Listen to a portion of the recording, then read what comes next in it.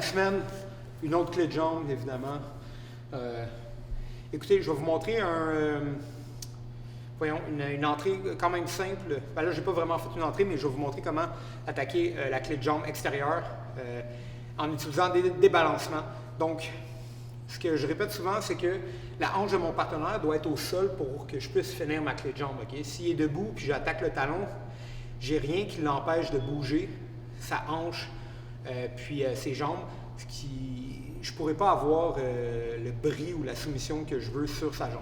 Donc, sans plus attendre, entrée simple, je peux prendre juste tibia à tibia, je l'amène, puis je vais chercher mon ashigarami. On s'assure que notre jambe est en arrière, on colle nos genoux. Ici, débalancement classique parce que je ne veux pas rester ici à attendre. Si j'attends ici, mon partenaire peut commencer à aller dans ses passages de garde, puis défendre la position. Donc, je dois m'assurer qu'il est tout le temps débalancé. Je vais l'amener vers la gauche, il va prendre quelques pas, puis il va ouvrir ma garde. Okay? Ce que je fais, c'est que j'amène mon pied au matelas et je fais un pont. Donc, mon pied droit était sur son ischio-jambier gauche. Je l'amène sur le droit, puis je vais faire le pont pour amener ses mains au matelas. Il est occupé maintenant. La jambe, ici, j'ai beaucoup d'espace. Je vais juste revenir, puis commencer à amener son genou vers le matelas ici. Le talon est exposé. Je peux aller le ramasser en m'assurant d'aller couvrir les orteils avec mon aisselle. Je connecte mes mains ensemble. J'amène ma tête au matelas, on tourne, je sors ma jambe et j'arrive sur mon coude avec mes pieds à pied ou un triangle, comme vous souhaitez. Puis regardez, sa jambe est, voyons, pliée légèrement, ce qui me permet d'avoir vraiment une position que je peux lever mes hanches puis aller finir la soumission. Okay? Assurez-vous d'aller sur le coude et non l'épaule. Quand on est sur l'épaule ici, il peut juste sortir son pied. Je suis vraiment moins fort, exact. Je vais perdre le pied. Donc, encore une fois, je suis en face de mon partenaire ici. J'ouvre le tibia à tibia, comme ça, je débalance. Je fais le pont. Vous voyez, je ne donne pas un coup. C'est en fait, reviens ici.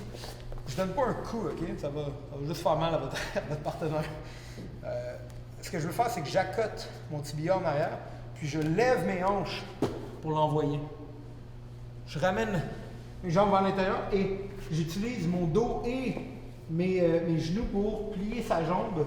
Ici, on va faire une rotation. Pour me retrouver dans cette position-là, OK? Puis ici, je m'assure de faire un ciseau. Si je suis ouvert, il va sortir son genou. Yannis sort ton genou. Puis je pars la soumission, OK? Donc, je m'assure de faire un ciseau. Le talon est exposé, je viens de chercher ici. Tête au matelas et on tombe dans la position que je vais vous remontrer, qui est le ashigarami extérieur. On est sur le coude, on est aligné avec sa jambe ici. Puis, ma jambe qui est par-dessus vient bloquer la hanche. C'est ce qui fait que Yannis ne peut pas tourner facilement en ce moment. S'il essaie de tourner par là, tout mon poids est vers ma gauche, et lui il essaie de tourner vers sa gauche.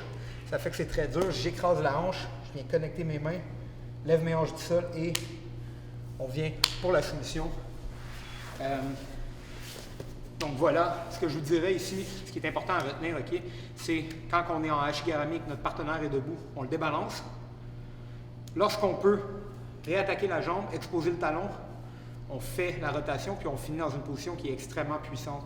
La ashigarami extérieure, c'est la position qui est la plus facile à se rendre, la plus dure à terminer.